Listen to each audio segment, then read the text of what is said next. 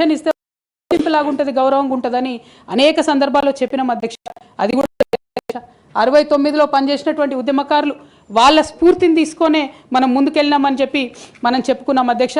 కానీ వారిని కూడా ఎన్నడూ కూడా గుర్తించలేకపోయినాం అధ్యక్ష. అదేవిధంగా విద్య విషయంలో అధ్యక్ష మన మెయిన్ ట్యాగ్ లైన్ నీళ్లు నిధులు నియామకాలు అనేటటువంటి మన మెయిన్ ట్యాగ్ లైన్ ఏదైతే ఉంటుందో అధ్యక్ష అన్నిటినీ కూడా గండు కొట్టుకుంటూ పోయినాం అధ్యక్ష. విద్య విషయంలో నియామకాల విషయంలో అన్ని విషయాల్లో అదే జరిగింది అధ్యక్ష. అదేవిధంగా కొందరు ప్రజాప్రతినిధులు చేస్తున్నటువంటి దురాగతాలని కూడా ఎప్పటికప్పుడు నేను అధిష్టానానికి చేరవేసిన అధ్యక్ష. దాని మీద ఎటువంటి చర్యలు లేవు అధ్యక్ష. దానికి ప్రత్యక్ష నిదర్శనం ఇసుక దందాల్లో చేసినటువంటి అక్రమాలతోని నేరేళ్ల లాంటి దురాగతాలు జరిగినాయి అధ్యక్ష. దళిత బిడ్డల మధ్యలో అనవసరంగా బలైపోయినారు అధ్యక్ష. కానీ దాని మీద కూడా ఎటువంటి చర్యలు తీసుకోకపోవడం, అది అప్పుడు బీఆర్ఎస్ ప్రభుత్వం తీసుకోకపోవడం, ఇప్పుడు కాంగ్రెస్ ప్రభుత్వం చర్యలు తీసుకోకపోవడం కూడా చాలా దారుణం అధ్యక్ష. బోధన్ షుగర్ ఫ్యాక్టరీ అధ్యక్ష నా ప్రాంతం అధ్యక్ష, నా బోధన్ మా అత్తగారిల్లు. ఒక 10 ఏళ్లలో కనీసం ఒక 100 సార్లు అడుగుంటాం అధ్యక్ష బోధన్ షుగర్ ఫ్యాక్టరీని తెప్పియాలని చెప్పి. బోధన్ షుగర్ ఫ్యాక్టరీ విషయంలో చేసినటువంటి నిర్లక్ష్యానికి మాత్రం నేను పర్సనల్గా చాలా అవమానంగా ఫీల్ అయిన అధ్యక్ష. అయినప్పటికీ ఇప్పటికి కూడా బోధన్ షుగర్ ఫ్యాక్టరీ తెరచకపోవడం, తెలంగాణ వచ్చి కూడా మా బోధన్ బిడ్డలకు న్యాయం జరగలేదన్న విషయం అర్థమవుతా ఉంది అధ్యక్ష. అదేవిధంగా అధ్యక్ష కేసీఆర్ గారి దగ్గర మాట్లాడే ధైర్యం నాకు ఒక్కదానికే ఉంది కాబట్టి అధ్యక్ష ఈ అన్ని అంశాలు నేను ఎప్పటికప్పుడు అడుగుతూ వెళ్ళిన అధ్యక్ష.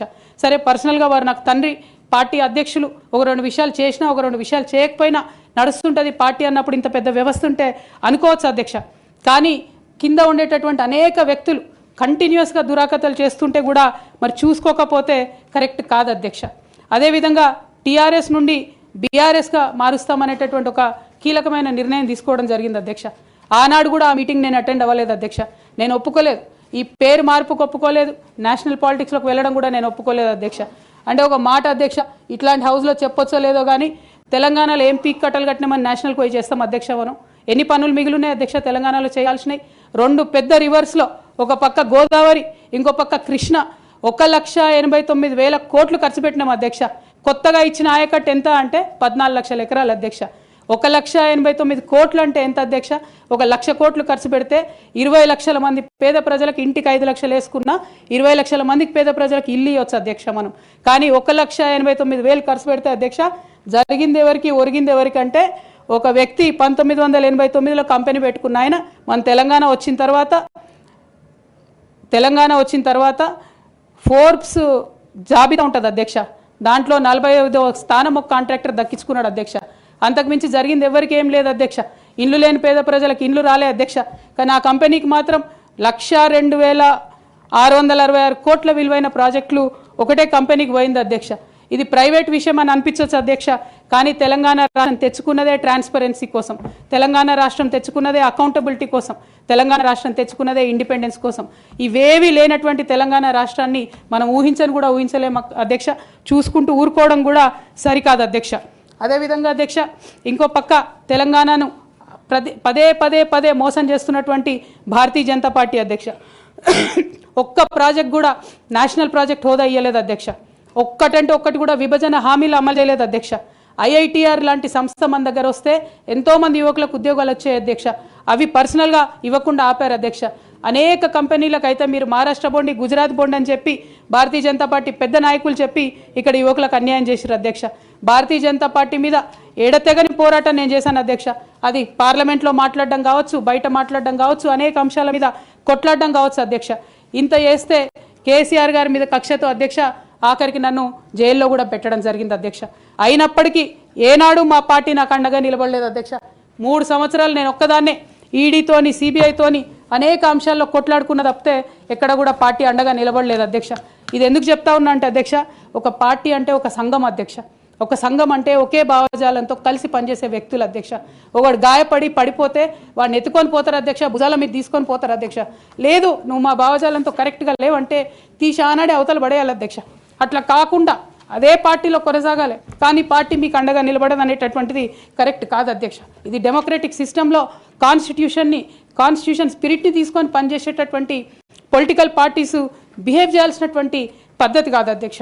ఇవన్నీ ఇట్లా జరుగుతూ వస్తున్నటువంటి క్రమంలో బీఆర్ఎస్ పార్టీ అధికారం కోల్పోయింది అధ్యక్ష. అధికారం కోల్పోయిన తర్వాత కాంగ్రెస్ పార్టీ వచ్చి ఒక ఎంక్వైరీ చేసింది అధ్యక్ష, ఘోష్ కమిటీ అని. బీఆర్ఎస్ పార్టీలో ఉన్నటువంటి ఏ పెద్ద నాయకుడు కూడా మాట్లాడాడు అధ్యక్ష. కేసీఆర్ గారు అంటే ఎవరు మాట్లాడారు?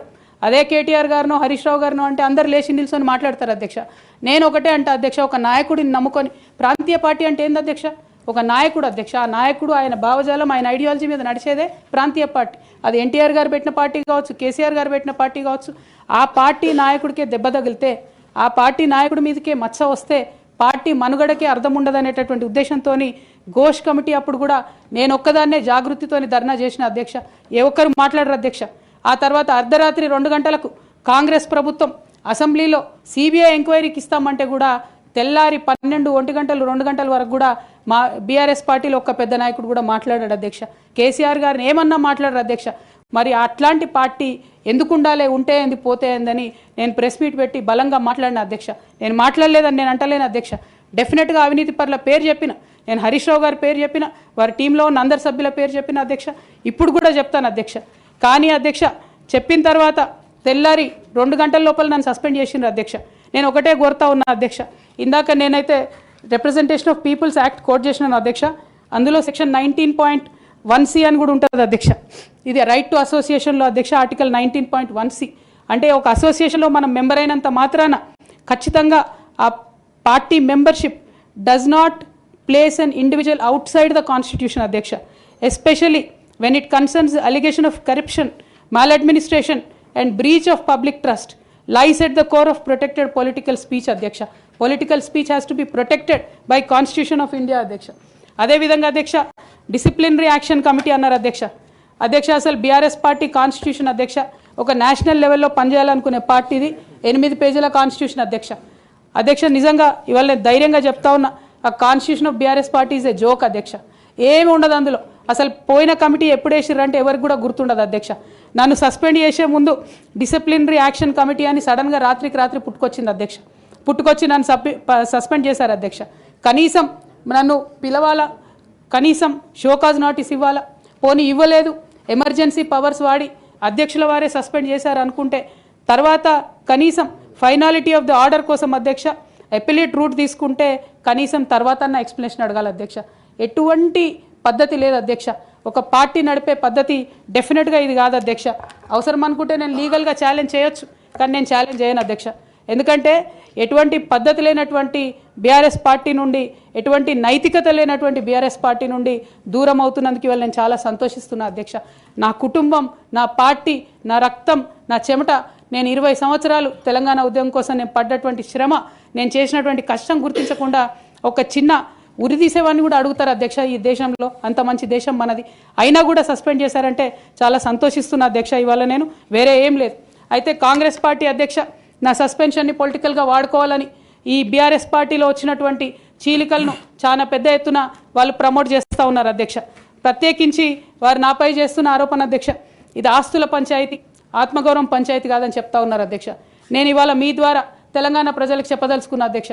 అధ్యక్ష నాకు దైవభీతి ఎక్కువ అధ్యక్ష, దైవ భక్తురాలు నేను. లక్ష్మీ నరసింహస్వామి మా ఇంటి దేవుడు అధ్యక్ష. ఆ లక్ష్మీ నరసింహస్వామి మీద ప్రమాణం చేసి చెప్తా ఉన్నా అధ్యక్ష. ఒక మహిళగా నాకు 2 కొడుకులు ఉన్నారు అధ్యక్ష.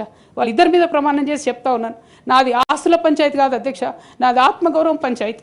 నేను ఏ విషయమైనా, ఉద్యమకారుల విషయమైనా, బీసీల విషయమైనా, మహిళల విషయమైనా ఏదైనా నిలదీసి అడిగినా అధ్యక్ష, రేపు కూడా అడుగుతా అధ్యక్ష. అందులో ఎట్టి పరిస్థితులలో కాంప్రమైజ్ అయ్యే విషయమే లేదు అధ్యక్ష. ఈ సందర్భంగా తమరికి కూడా నేను ఒక మాట చెప్తా ఉన్నా అధ్యక్ష. మన రాష్ట్రంలో 17 లోక్సభ స్థానాలు ఉంటాయి అధ్యక్ష, ఒకటే ఒక ఉమెన్ ఎంపీ అధ్యక్ష. 119 అసెంబ్లీ సీట్లు ఉంటాయి అధ్యక్ష. అన్ని పార్టీలు కలిపి 8 మంది ఉన్నారు అధ్యక్ష మహిళలు.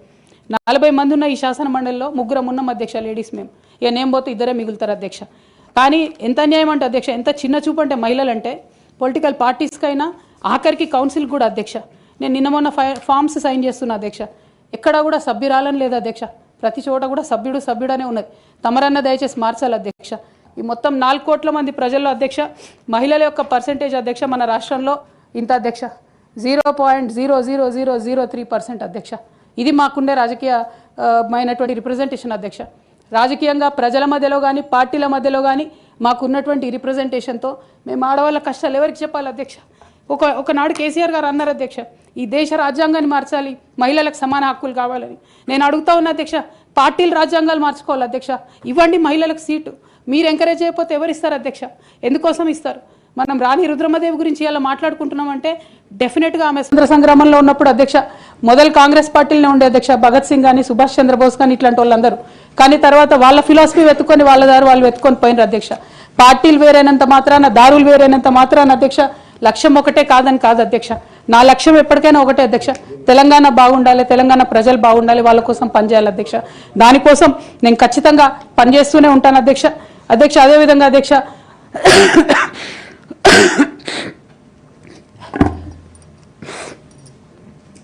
బీఆర్ఎస్ పార్టీ వైఫల్యాల్ని ఎండగడుతూ సక్సెస్ అయినటువంటి కాంగ్రెస్ పార్టీ అధ్యక్ష కంప్లీట్గా వాళ్ళు కూడా అన్ని అంశాలను ఇగ్నోర్ చేసినారు అధ్యక్ష నేను రిక్వెస్ట్ చేస్తున్నా అధ్యక్ష ప్రధానంగా విద్య విషయంలో నీళ్ల విషయంలో వాళ్ళు చేస్తున్నటువంటి తప్పిదాలు మీరు కొనసాగిస్తే డెఫినెట్గా ప్రజలు మీకు బుద్ధి చెప్తారు అందులో ఎటువంటి అనుమానం లేదు నేను చివరిగా ఒక్క మాట చెప్తాను అధ్యక్ష डरना नहीं किसी के भी पैरों के नाप से डरना नहीं किसी के भी पैरों के नाप से आखिर में पुण्य जीत ही जाएगा पाप से आखिर में पुण्य जीत ही जाएगा पाप से गीता में कृष्ण ने कहा अर्जुन से बस यही गीता में कृष्ण ने कहा अर्जुन से बस यही आखिर में पुण्य जीत ही जाएगा पाप से అధ్యక్ష నేను నిజం పక్షాన ఉన్నాను అధ్యక్ష నేను నైతికత పక్షాన ఉన్నాను అధ్యక్ష నేనేమి తప్పు చేయకుండా పార్టీలో కొంతమంది కక్షగట్టి మహిళా నాయకత్వం ఎదగకుండా పార్టీలో కొంతమంది కక్షగట్టి అధ్యక్ష ఎక్కడైతే ఉద్యమకారుల మాటలు కేసీఆర్ గారికి చేరుతాయో ఎక్కడైతే సామాన్య కార్యకర్తల మాటలు కేసీఆర్ గారికి చేరుతాయో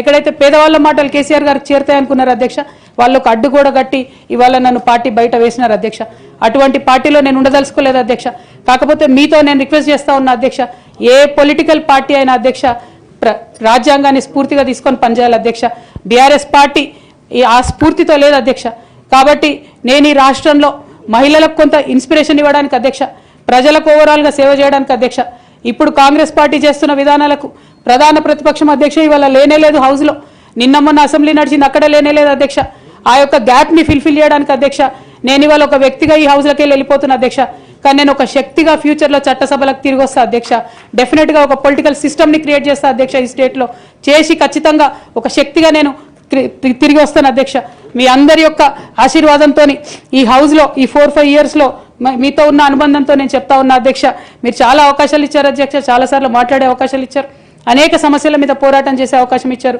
మీకు ధన్యవాదాలు తెలియజేస్తాను అధ్యక్ష కాకపోతే తెలంగాణ డెవలప్మెంట్ కోసం ఇప్పుడున్న పార్టీ కూడా అంతే కమిటెడ్తో పనిచేయాలని చెప్పి డిమాండ్ చేస్తూ ఆ అన్ని అంశాలను టేకప్ చేసి మేము పనిచేస్తామని మీకు తెలియజేస్తూ మీ దగ్గర సెలవు తీసుకుంటున్నాను అధ్యక్ష థ్యాంక్ యూ జై తెలంగాణ గౌరవ సభ్యురాలు సోదరిమణి కవిత గారి యొక్క ఆవేదన భావోద్వేగం మేము అర్థం చేసుకుంటాం